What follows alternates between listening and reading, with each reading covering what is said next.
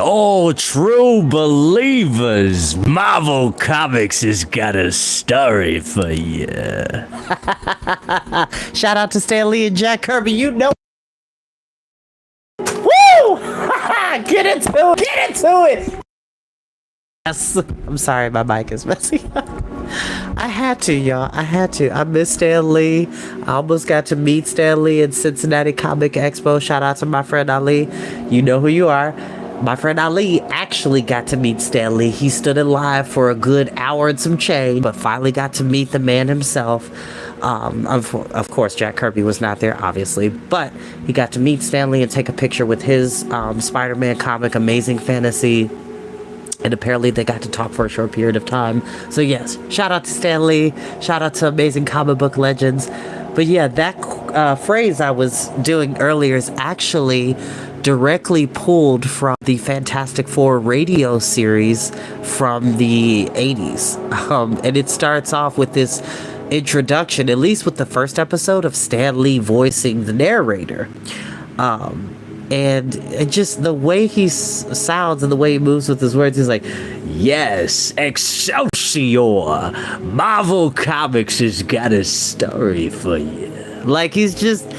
Stan Lee is that cool uncle who always has his stuff together, but you would never know what his account is looking like because he doesn't flaunt his money. That is the type of cool he was. And this is somebody that was an editor who signed off on so many cool ideas that got rejected that are now some of the most iconic characters.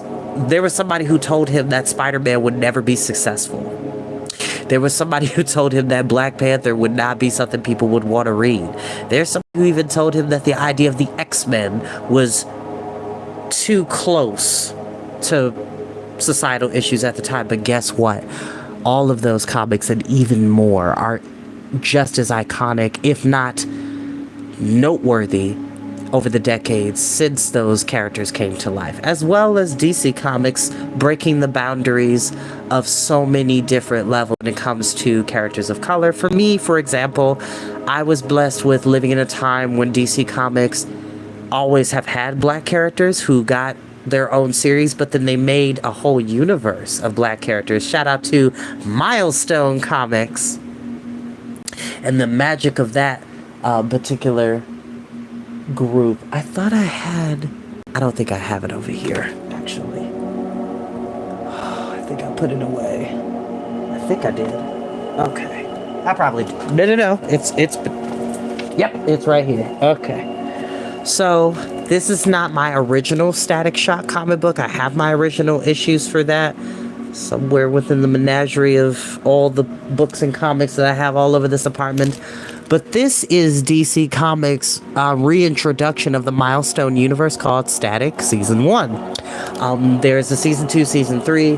This is the DC Compact Comics, so basically you get 12 issues in a volume-style form, and they have amazing stories that have come out since then. But Static Shock was one of the notable black superheroes who just stuck with me as a kid. And Virgil Hawkins was not only smart, he had dreadlocks, he was dark-skinned, he was melanated and incredibly smart. Then there was the Static Shock TV series in the early 2000s and late 90s that went on for 3 seasons, and it changed my life. It changed my life. It changed my life, and I will always be grateful to comics for showing me that people like me do and deserve to exist. So, definitely happy about that. So kids, never fear. If you can't find yourself in the pages of a novel, comics are always the way we can see ourselves. They are reflections of what we wish to see in life. That's why characters like this are created. He just looks so awesome. And somebody told me, they're like, you should totally cosplay as Virgil Hawkins. I'm like, that'd be really cool. Like this is awesome. This is great. Look at that outfit. He looks super fly. Maybe I will one day. Maybe I will. I got the hair for it, and it's heavy, so I got it. Right now it's wrapped down because I washed it yesterday and it was still wet this morning after drying it and toweling it down. But that's the point. Let's go ahead and get into story time. Thank you for coming to my TED Talk. We are back. So Will had to go get the golden harp because the Brennan Luvid, the Grey King, is trying to stop him from awakening the sleepers, which are the knights that will be there for the quest that he needs to complete to defeat the dark. Let's go ahead and get started. The cottage on the moor. Alone with the motionless sheepdog, Bran went again to the pile of rubble in the corner of the room and stared at the wearstone. So small, so ordinary. It was just like any other of the white quartz pebbles scattered over the land. He bent again and tried to pick it up and felt the same throb of disbelief when it would not move. It was like the dreadful splayed attitude in which Penn lay. He was looking at the impossible. It occurred to him to wonder why he was not afraid. Perhaps it was because a part of his mind did still believe these things impossible, even while he saw them clearly. What could a pebble do to him? He went to the door of the cottage and stood staring across the valley towards Bird Rock. The crag was hard to see from here, an insignificant dark lump dwarfed by the mountain ridge behind. Yet that too had held the impossible. He had gone down into the depths of that rock, and in an enchanted cavern encountered 3 lords of the high magic there. Bran had a sudden image of the bearded figure in the sea blue cloak, of the eyes from the hooded face holding his own, and felt a strange, urgent warmth in the remembering. He would never forget that figure, clearly the greatest of the 3. There was something particular and close about him. He'd even know Caval. Caval. Never fear, boy. The high magic would never take your dog from you. Only the creatures of the earth take away from one another, boy. All creatures but man more than any. Life they take. Beware your own race, Bran Davis. They are the only ones who will ever hurt you. The pain of loss that Bran had begun to learn to conceal struck into him like an arrow. In a great rush, his mind filled with pictures of Caval as a wobbly-legged puppy. Caval following him to school. Caval learning the signals and commands of the working sheepdog. Caval wet with rain, the long hair pressed flat in a straight pattern along his back. Caval running. Caval drinking from a stream. Caval asleep with his chin warm on Bran's foot. Caval dead.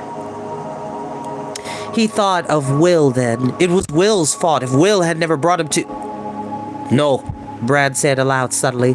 He turned and glared at the wearstone. Was it trying to turn his mind to thinking ill of Will, and so to divide them? Will had said, after all, that the dark might try to reach at him in some way he would least expect. That was it for sure. He was being influenced subtly to turn against Will. Brad felt pleased with himself for noticing so soon. You can save the effort, he said jeeringly to the wearstone. It won't work, see?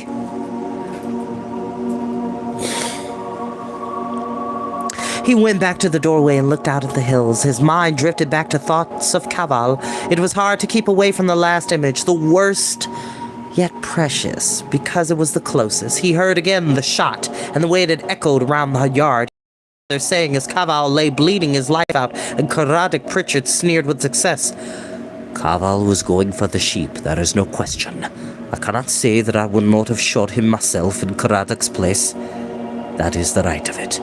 The right. So very sure his father was of the right and the wrong. His father and all his friends in chapel, and most of all the minister with his certain sure preaching good and bad, and the right way to live. For Brad, it was a pattern of discipline. Chapel twice on Sundays, listening and sit still without fidgeting, and do not commit the sins the good book forbids. For his father, it was more. Prayer meetings, sometimes twice a week, and always the necessity of behaving the way people expected a deacon to behave. There was nothing wrong with chapel and all of that, but Bran knew his father gave him more of himself than any other chapel member he had ever met. He was like a driven man with his anxious face and hunched shoulders, weighed down by a sense of guilt that Bran had never been able to fathom for himself. There was no lightness in their lives. His father's endless, meaningless penance would not allow it. Bran had never been allowed to go to the cinema and with it, and on Sundays he could do nothing at all except go to chapel and walk the hills. His father was reluctant to let him go to school concerts and plays. He'd even taken John Rowlands a long time to persuade him to let Bran play the harp in contests at Istelfadu. It was as if Owen Davis kept both of them, himself and Bran, locked up in a little box in the valley, bleak and lonely, out of contact with all the bright things of life, as if it were condemned to a life in jail.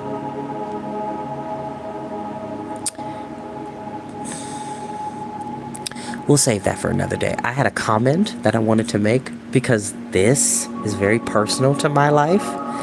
But it's not about either of my parents. It's more so about my mother's side of the family. But that's another discussion for another day. I love them very much. I want to make that very clear. This is not to be shady. We're not throwing shade. We're not doing that. But this is very reminiscent of how I feel about how my mother's family and their religious practices are very similar to this. Life is still magical while worshiping a higher power. You should be able to enjoy it safely and freely. Bran thought, it's not fair. All I had was Caval, and not even Caval is gone. He could feel grief swelling in his throat, but he swallowed hard and gritted his teeth, determined not to cry. Instead, rage and resentment grew in his mind. What right had his father to make everything so grim? They were no different from other people. But that was wrong, said a voice in his mind. You are different. You are the freak with the white hair and the pale skin that will not brown in the sun, and the eyes that cannot stand bright light. Whitey, they call you at school, and Paleface, and there is one boy from up the valley who makes the old sign against the evil eye in your direction if he thinks you're not looking. They don't like you. Oh, you're different, all right. Your father and your face have made you feel different all your life. You would be a freak inside even if you tried to dye your hair or paint your skin. Bran strode up and down the cottage room, furious and yet puzzled. He banged one hand against the door. He felt as though his head were about to burst. He'd forgotten the wearstone. It did not occur to him that this haunting, too, might be brought on by the subtle workings of the dark. Everything seemed to have vanished from the world except the resentful fury against his father that flooded his mind. And then outside the cottage's broken front door, there was the crunch and squeal of a car drawing up, and Bran looked out just in time to see his father jump out of the Land Rover and stride towards the cottage.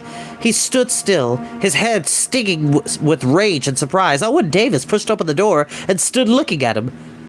I thought you would be here, he said. Bran said curtly, Why? His father made the strange ducking movement of his head that was one of his familiar nervous gestures.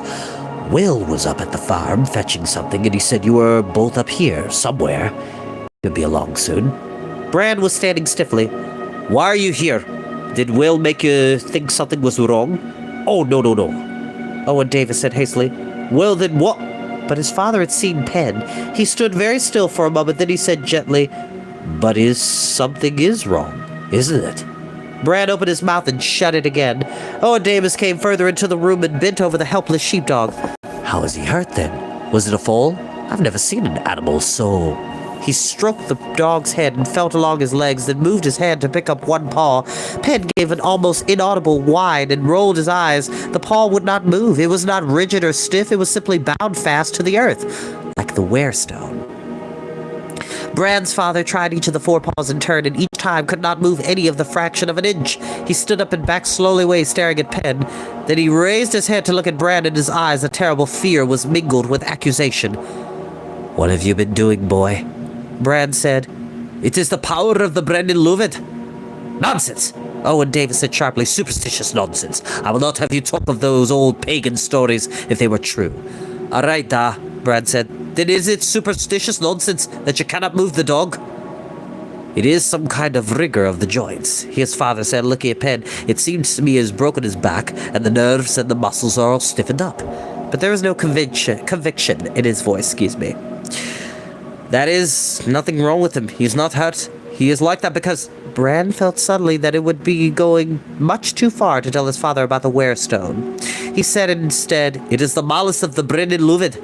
Through his trickery, Caval was shot when he should not have been, and now he's trying to make it easy for that crazy Craddock preacher to get Penn as well. Bran! His father's voice was high with agitation. You must not let yourself be carried away so by Caval dying. There was no help for it, Bachkin. He turned into a sheep chaser, and there was no help for it. A killer dog has to be killed. Bran said, trying to keep his voice from trembling. He was not a killer dog, and you do not know what you're talking about. Because if you do, why can you not get Pip to move 1 centimeter from where he is? Centimeter from where he's lying. It is the Brennan Luvid, I tell you, and there is nothing you can do. And he could tell from the apprehension in Owen Davis's eyes that deep down, he believed it was the truth.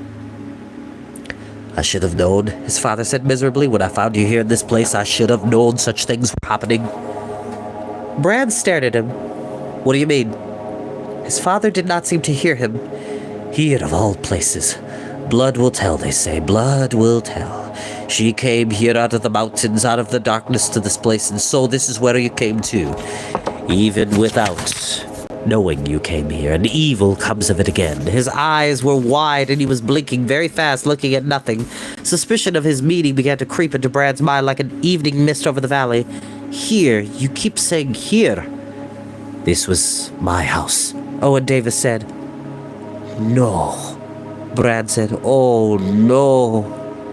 11 years ago, Davis said, I lived here. I didn't know. I never thought. It's been empty ever since I remember. I never thought it'd be in a proper house. I come here quite often when I'm out on my own, if it rains, or just to sit. Sometimes, he swallowed. Sometimes I pretend it's my house. And said again. Owen Davis stood over. Shoulders bowed. He said bitterly, the power of the Brennan Louvet. And that was what brought her out of the mountains to me and then took her away again. Nothing else could have done it.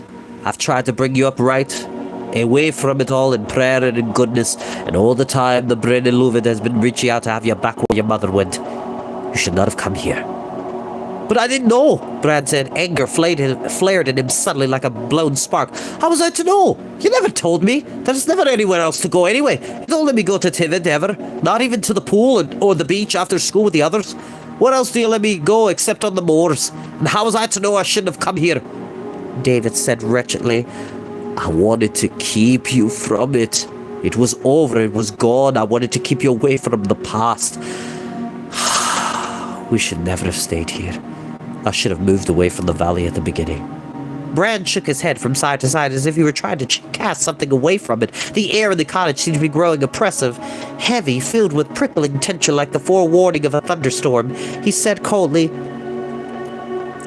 You never told me anything. Ever. I just have to do what I'm told all the time. This is right, Brad. Do it. This is for the best. This is the way you must behave. You won't ever talk about my mom. You never have. I haven't got a mother. Well, that's not so unusual. There's 2 boys at school haven't either. And I don't even know anything about mine. Only that her name was Gwen. And I knew she had black hair and blue eyes. But that's only because Mrs. Rollins told me so. Not you. You wouldn't have ever told me anything. Except that she ran away when I was a baby. I didn't even know whether she was alive or dead. Owen Davis said quietly, Neither do I, boy.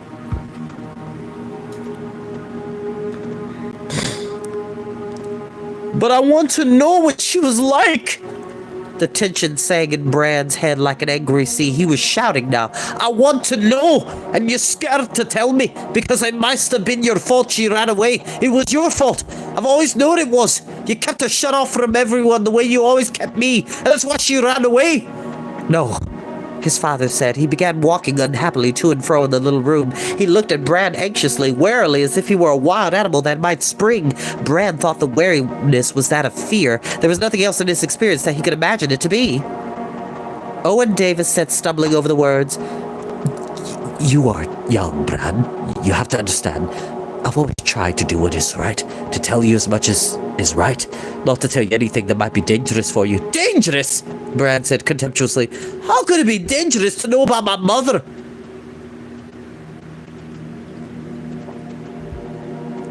For a moment, Davis's control cracked. Look over there, he snapped, pointing at Penn. The dog still lay motionless, dreadfully flattened down like a skin pegged out to dry. Look at that. You say that is the work of the Brennan Louvet, and you ask how there could be danger? My mother has nothing to do with the Brennan Louvet. But as he heard his own words, Brad stopped, staring. His father said bleakly into the silence, That is something we shall never know. What do you mean? Listen, I do not know where she went. Out of the mountains she came, and back into the mountains she went in the end, and none of us saw her again ever. Owen Davis was forcing the words out one by one with difficulty, as if each one gave him pain. She went of her own choice. She ran away, and none knew why I did not drive her away. His voice cracked suddenly. Drive her away? Jesus Christ, boy! I was out of my head up those hills looking for her, never finding, calling, and never a word in return, and no sound anywhere but the birds crying and the sheep, and the wind and empty wine in my ears, and the Brennan Leuven behind his mist over Cadar and Lynn Malguin, listening to the echo of my voice, calling, smiling to myself that I should never know where she had gone. The anguish in his voice was so clear and unashamed that Bran fell silent, unable to break in. Owen Davis looked at him. He said quietly, I suppose it is time to tell you, since we have started this. I've had to wait, you see, until you were old enough to begin to understand. I am your legal father, Bran, because I adopted you right at the beginning. I have had you from when you were a baby, and God knows I am your father in my heart and soul. But you were not born to me and your mother. I cannot tell you who your real father was. She never said a word about him. When she came out of the mountains out of nowhere, she brought you with her. She stayed with me for 3 days, and then she went away forever, and took a part of me with her. His voice shook and steadied. She left me a note. He took his battered leather wallet out of his pocket and drew from an inner flap a small piece of paper. Okay, that, kids, that right there, that's real love. He kept that note for 11 years. He really loved her. Love is beautiful. Love is kind. Love is patient. And sometimes it can bring about the greatest joy, but it can also bring about the greatest sorrow in our lives. But even in the midst of that, love can heal. Love is a superpower. It can save people. It can save worlds.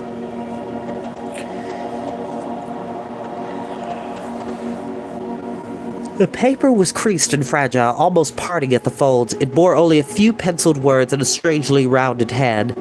His name is Bran. Thank you, Owen Davis. Bran folded the note again very slowly and carefully and handed it back. It was all she left of herself, Bran, said his father. That note, and you. Bran could think of no words to say. His head was crowded with jarring images and questions, a crossroads with a dozen turnings and no sign of which to follow. He thought, as he had thought 1,000 times since he was old enough, of the enigma that was his mother, faceless, voiceless, her place in his life nothing but an aching absence. Now, across the years, she had brought him another absence, another emptiness. It was as if she were trying to take away his father as well.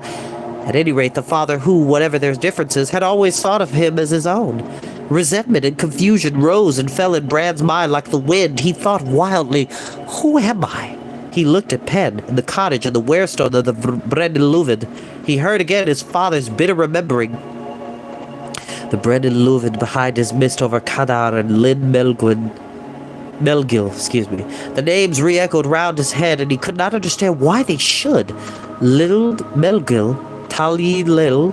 The roaring in his ears grew. It seemed to come from the warestone. He looked toward the stone, and again, as when Will had been there, the cottage seemed to grow dark, and the point of blue light began to shine out of the dim corner, and suddenly Bran had a strange, jolting awareness of a part of his mind he had never been conscious of before. It was as if a door were opening somewhere within him, and he did not know what he would find on the other side. Flashing through his consciousness came a quick array of images, making no sense, like a dream, dreamed while waking.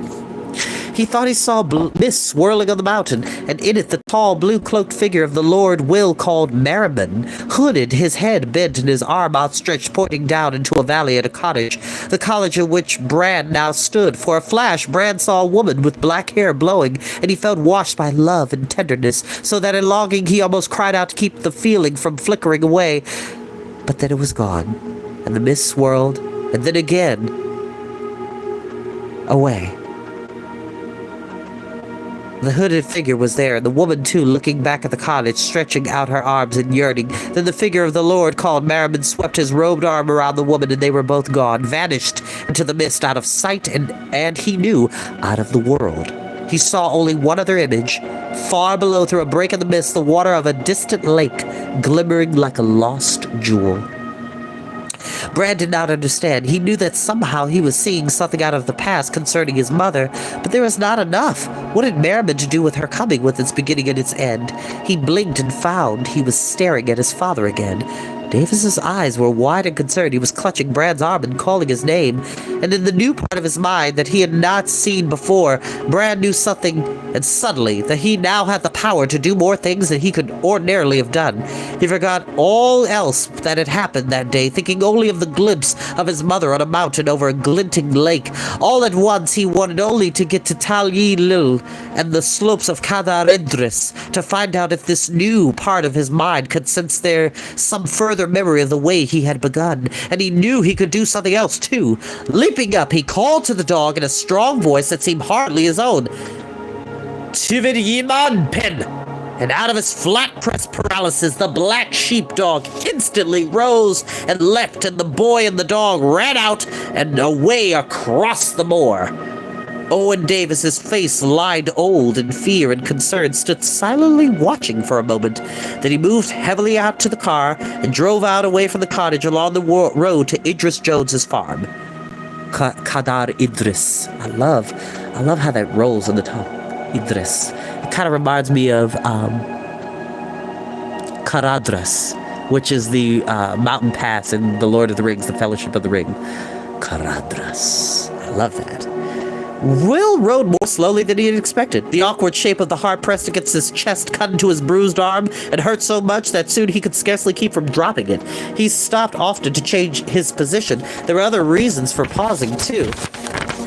For the ferocity of the malevolence building up in the valley now thrust at him like a great hand, pushing him away, threatening to clutch him in the giant fingers and crush him into nothingness. Doggedly, Will rode on, first the cottage, then the lake. In the discordant chaos trying to force him back, only the simplest thoughts and images could survive. Keep their shape. First the cottage, then the lake. He found himself saying it under his breath. Those were the two tasks for the harp that, above all else, he must make sure were carried out in these next 2 or 3 hours. The enchanted music must release Penn from the grip of the wearstone in the cottage so that he could escape Craddock Pritchard's gun. That was a simple matter, but then more important than anything in the world, the music must wake the sleepers of the pleasant lake, the creatures who slept their timeless sleep beside Tal Yil Lil. However, whoever and whatever those creatures might be. For if a lord of the dark such as the Grey King could gain so astonishing a power as that now filling this valley after centuries of murmuring sleep beneath this mountain, then indeed the dark was rising, and its whole power increasing like a vast cloud threatening to engulf the whole world. At last he came to the cottage and found it empty. Will stood in the bare stone wall room, baffled and anxious. How could Penn have escaped the power of the wearstone? Where was Bran? Had Craddock Pritchard came hunting with aid from the Grey King and carried them both off? Impossible. Craddock Pritchard was an unwitting servant, knowing nothing of his own links with the Grey King. He was a man only, with the instincts of a man, the worst instincts, with the best sadly submerged. Where was Bran? He crossed to the corner of the room. The small white pebble that was the wearstone lay just as it had lain before, innocuous and deadly. All around him, the force of the Grey King will beat implacably. Go away. Give up. You will not win. Give up. Go away. Will cast desperately about through the powers of his own mind to find out what might have happened to Brandon the dog, but found nothing. He thought miserably, you should never have left them alone. In a kind of angry self-abasement, he leaned down once more and put his hand to the small round stone that he knew would be bound fast to the earth, beyond any ability of his to move it a fraction of an inch. And the wearstone came away as easily as any other stone, and lay loose in his palm as if asking to be used. Will stared at it. He could not believe what he saw. He had loosed the grip of the wearstone. No magic he knew could do such a thing. It was a part of the law that the light could not budge a wearstone of the dark, that the dark influence, nor the dark influence a wearstone of the light. That monstrous rigidity, once enforced, could not be shattered by any but the stone's owner. Who then could have broken the power of the Warestone of the Brendan Luvid? Only then the Brendan Luvid himself, the Grey King. Will shook his head impatiently. He was wasting time. One thing was certain at any rate. Left now without ownership, its control broken, the Warestone was outside the law, and could itself be employed to tell him what had happened to bring it to its strange present state. Will kept close hold of the harp. He felt he would never put it down again, least of all in this place. But he stood at the center of the room with the Warestone lying in its open palm, and he said certain words in the old speech and emptied his mind and waited to receive whatever kind of awareness the stone could put into it. The knowledge would not be simple and open, he knew. It never was. It came as he stood there with his eyes closed and his mind thumping, in a series of images so rapid that they were like a narrative, a piece of a story. Will saw a man's face, strong and handsome, but worn, with clear blue eyes and a gray beard. Though the clothes were strange and rich, he knew who it was in an instant. The face was that of the second lord in the cavern of Bird Rock, the lord in the sea-blue robe, who had spoken with such particular and then unaccountable closeness to Bran. There was a deep sadness in the man's eyes. Will saw then the face of a woman, black-haired and blue-eyed, twisted in a dreadful mingling of grief and guilt. And somewhere with them he saw Merriman. Then he seeing a different place, a low building with heavy stone walls and a cross above his roof, a church or an abbey, and from it Merriman was leading the same woman with a baby in her arms. They stood in a high place on one of the old ways. There was a great whirling of mist, a rushing, and a flurry of images so fast that Will could not follow, nor make out more than a flash of the cottage, and an upright smiling Owen Davis with a younger, unlined face, and dogs and sheep, and the meadow slopes green with bracken, and a voice calling, "Gwenny! Gwenny!" And clearer than ever, he saw Merriman hooded in the dark black robe, standing with the black-haired woman up on the slope above the Decini Valley on Catfan's Way. She was weeping quietly, tears running slow and glinting down her cheeks. She held nothing in her arms now. Merriman stretched out his hand, fingers stiff straight, and Will heard through the whistle of the wind a thread of bell-like music that, as an old one following the ways of the old ones, he had heard before in other places and times. Then the whirling came again, and all was confusion, and then now he knew the music, that what he was witnessing was a traveling back to another age, long ago, the movement through time that held no difficulty for an old one or lord of the dark, though impossible for men excepting dreams. In a last flashing image, he saw the woman who had been with Merriman turn and go sadly back into the stone-built abbey and disappear behind its heavy walls, and away alone elsewhere, yet superimposed on the abbey like a reflection in the glass that covers a picture. He saw the bearded face of the lord who had worn the sea-blue robe with the gold circlet of a king crowning his head. And suddenly, Will understood the true nature of Bran Davis, the child brought out of the past to grow up in the future, and he felt a terrible compassion for his friend, born to a fearsome destiny of which as yet he could have no clear idea at all. It was hard even to think about so astounding a depth of power and responsibility. He saw now that he, Will Stanton, last of the old ones, had been fated all along to aid and support Bran in time to come, just as Merriman had always been at the side of Bran's great father. The father who had not only known of his son's existence back when he had been born, and who only now, over for centuries, had, as a lord of the high magic, seen him for the first time. It was clear enough now how this ownership of the Warestone had been broken. Beside a figure of this rank, the power of the Grey King dwindled to insignificance. But that was true only if Bran truly knew what he was doing. Much of his buried and infinitely powerful nature had really been released. How much had he seen in the cottage? What images had spun in his own unsuspecting mind?